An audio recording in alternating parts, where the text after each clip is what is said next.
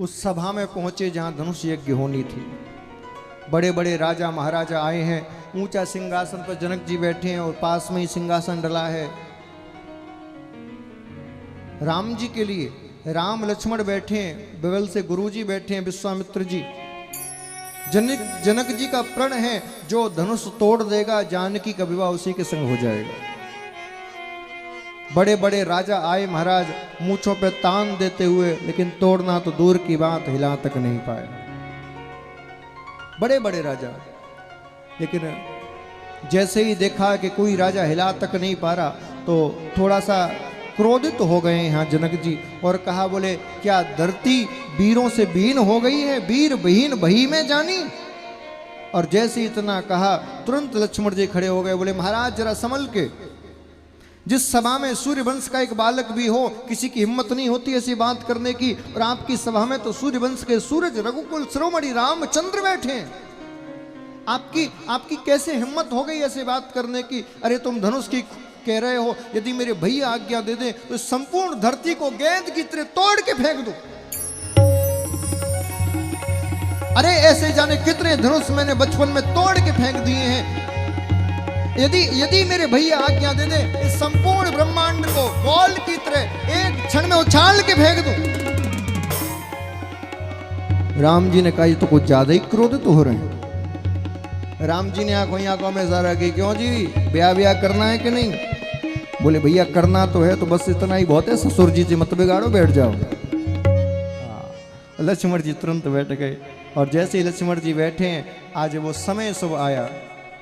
विश्वामित्र समय शुभ जानी, बोले अति स्नेहमय वाणी। विश्वामित्र समय शुभ जानी, बोले अति समय शुभ वाणी। ओटहु राम भंजौ भव चापा, ओटहु राम भंजौ भव चापा। मेटहु तात जनक परिताप, मेटहु तात जनक परिताप। अरे गुरु ही प्रणाम मन ही मन कीना, गुरु ही प्रणाम मन ही मन कीना।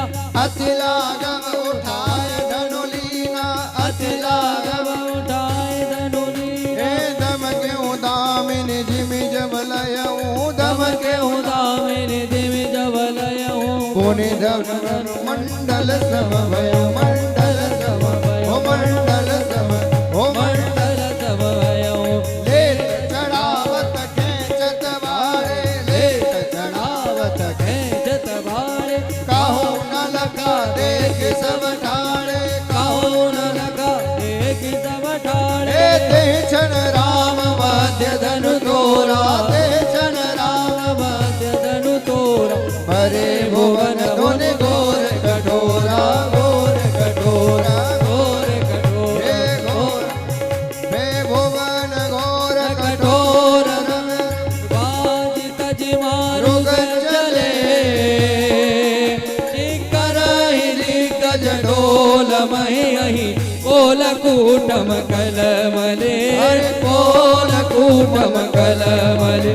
सुरय सुर मुन कर कान दीरे, सकल विकल विचारहि। कोदंड खंड हो राम तुलसी, जयति वचन उचार हो, जयति वचन उचार, जयति वचन उचार।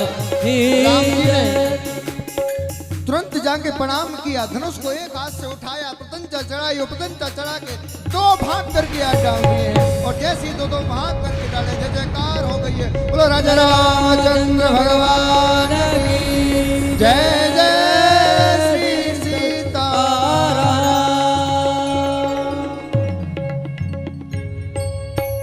महाराज धनुष टूट गया, जय जयकार हुई, लेकिन समस्या दूर नहीं हुई।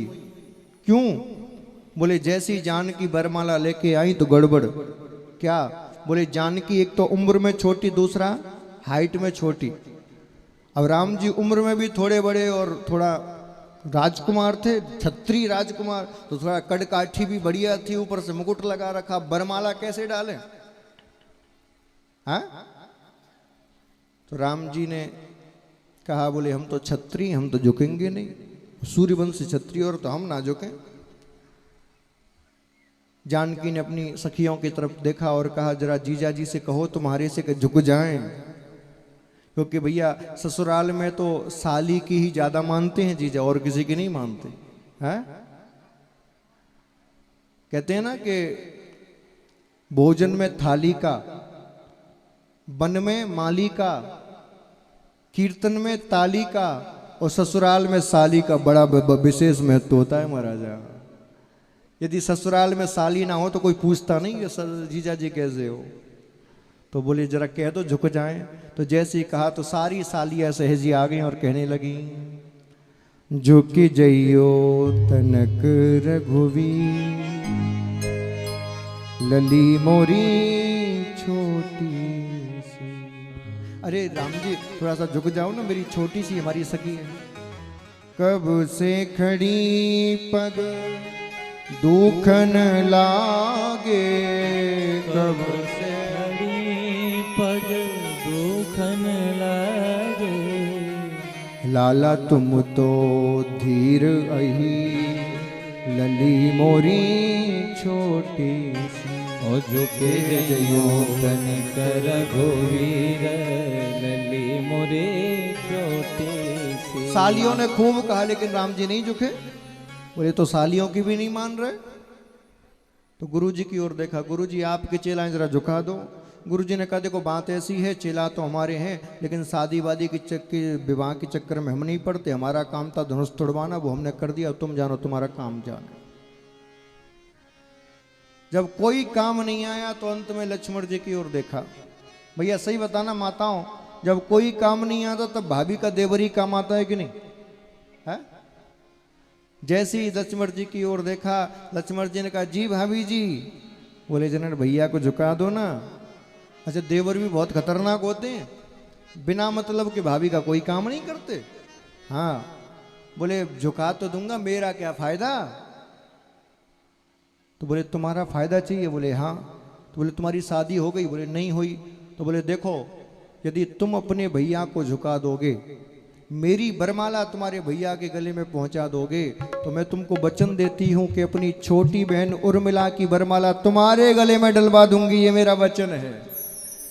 जैसी लक्ष्मण जी ने सुना कि मेरा विवाह, महाराज इतनी खुशी हुई ब्याह की, इतनी खुशी हुई कि बोले किसको प्रणाम करूं। तो जाके राम जी के चरणों में साष्टांग दंडोत। राम जी सोच रहे हैं मैंने धनुष तोड़ा है, ज्यादा भावुक हो गया। अब राम जी को क्या पता कि धनुष की खुशी नहीं है तो ब्याह की खुशी है। हौसे फूले हम फिरे, होने लगो मारो ब्याह।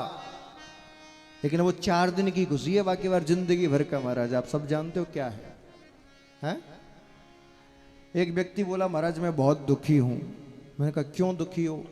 बोले आज मेरी घरवाली ने करवा चौथ का व्रत रखा है। तो मैंने कहा तो अच्छी बात है, दुखी क्यों हो? बोले दुखी इस बात की से हूं कि पूरी साल तो जीने नहीं देती और करवा चौथ रख के मरने नहीं देती, इस बात से दुखी।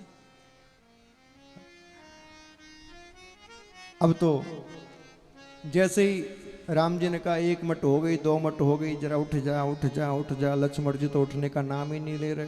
बोले वो तो मुझे ही उठाना पड़ेगा। और जैसे ही आज राम जी लक्ष्मण को उठाने के लिए झुके हैं, जैसे ही झुके लक्ष्मण जी ने इशारा कर दिया भाभी बरमाला डाल दो। और जैसे ही इतना कहा तुरंत जानकी ने राम जी के गले में बरमाला डाल दी। बोलो सियावर रामचंद्र भगवान की जय।